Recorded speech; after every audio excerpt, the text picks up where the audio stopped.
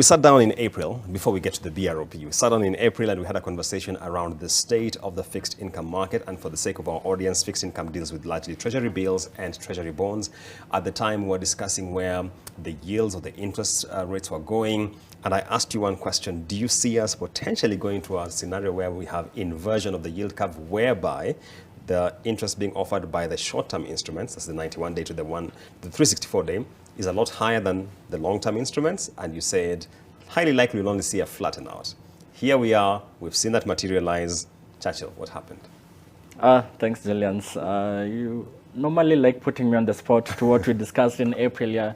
But if we jog the memory of our viewers, that time we were at a point whereby the domestic borrowing target was around 54 to 58% of the last fiscal year's target. And the worry was that we'll end the financial year having not met the financial domestic borrowing target here. Yes. But what we all remember what happened in June. This infrastructure bond that was issued, it was around 7 years, but we saw the kind of yields that came in that infrastructure bond. It was quite outstanding. We didn't expect those kind of yields to come there with the June infrastructure bond. And after that, the issues we've seen, be it the 2 years and 5 years, you've seen that even the yields are closer to 17% thereabout.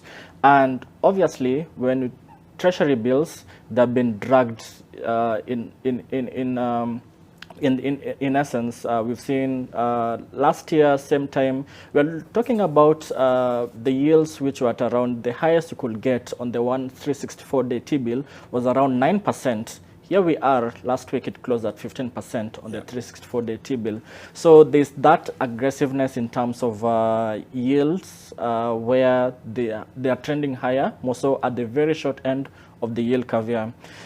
As to the inversion of the yield curve, and that also speaks to the issuance that we are seeing.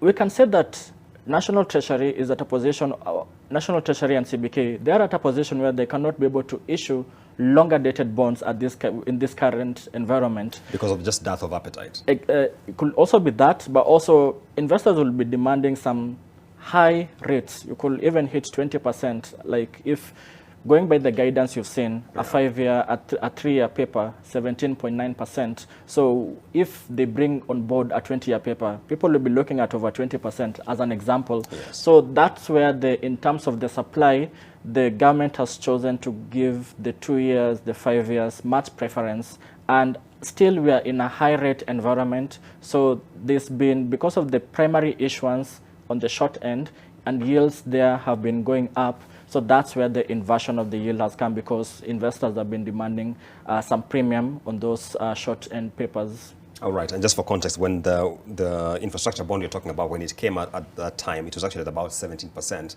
Now we're looking at the 2-year, giving that sort of return. But now, that's a good segue into our conversation on the draft budget review and outlook paper. And one of the things which stood out for me, Churchill, in the last briefing we had with the Central Bank of Kenya on the Monetary Policy Committee, the governor had signaled that there was an intention to slash domestic borrowing target to about 316 billion shillings. When the draft BROP comes out, we see this figure is actually a lot larger at 415 billion shillings. And I guess maybe the question which is emerging here is, what does this mean for the markets in terms of, we were expecting that that sort of slash would have begun rather tapering down the demand for higher yields. Where does this leave the market? Yeah, so